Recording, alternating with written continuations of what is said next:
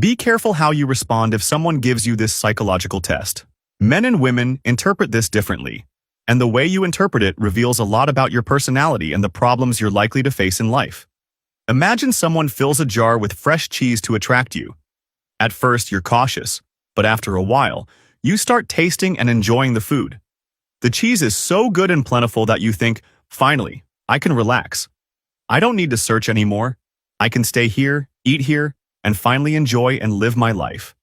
Over time, the level of cheese goes down, and you start gaining weight and becoming lazy because even though the cheese isn't as fresh anymore, it's still easy cheese and you're comfortable. Then, sometime later, you reach the bottom of the jar, and that's when you have to face the truth you've been avoiding. I'm trapped, and I won't be able to get out. You realize you're no longer free and have to do what the owner of the jar says if you want to keep getting cheese. The interpretation you give to this story reveals a lot about you. To begin with, did you see yourself as trapped inside the jar? Or did you imagine yourself as the one setting the trap to catch someone else? And then there's the context. I'll give you the most common male and female interpretations. Let's start with the male one. You get a job, and that job becomes your comfort zone. Over time, as you receive more and more cheese, meaning money, your lifestyle starts to inflate. You get a more expensive place to live. You're paying for a car, you've gotten used to traveling and eating at restaurants, your friends have a certain level of spending, and your partner has certain expectations. Maybe you got yourself a girlfriend with expensive tastes.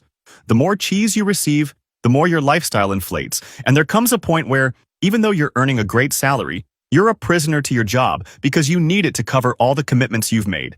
And yet, the same job that traps you could have given you freedom if you had kept your expenses low and saved that cheese to invest in a business or a cow that could produce your own cheese. Now, a common female interpretation goes like this. This happened to a friend. She was stunning, truly gorgeous. And I say was because she's not as beautiful anymore. She earned her own money, and one day she met a man who gave her way more cheese than she already had. She relaxed and moved into his jar without securing a commitment first. Over time, they had kids, and he started giving her less and less. Now, she's trapped because she has two mouths to feed, she's no longer generating her own cheese, and she doesn't have the beauty or the suitors she once had. These are two common interpretations, but look at the tragedies people interpret in the comments. I want to show you this graph. The turning point in my life happened at 33. That's when everything started to improve, and I began focusing on my habits. It all happened after reading Atomic Habits, and it makes me angry that I didn't read it earlier. People who read it before turning 30 have such an advantage. Download it for free right now. In the first video on my profile, I'll show you how.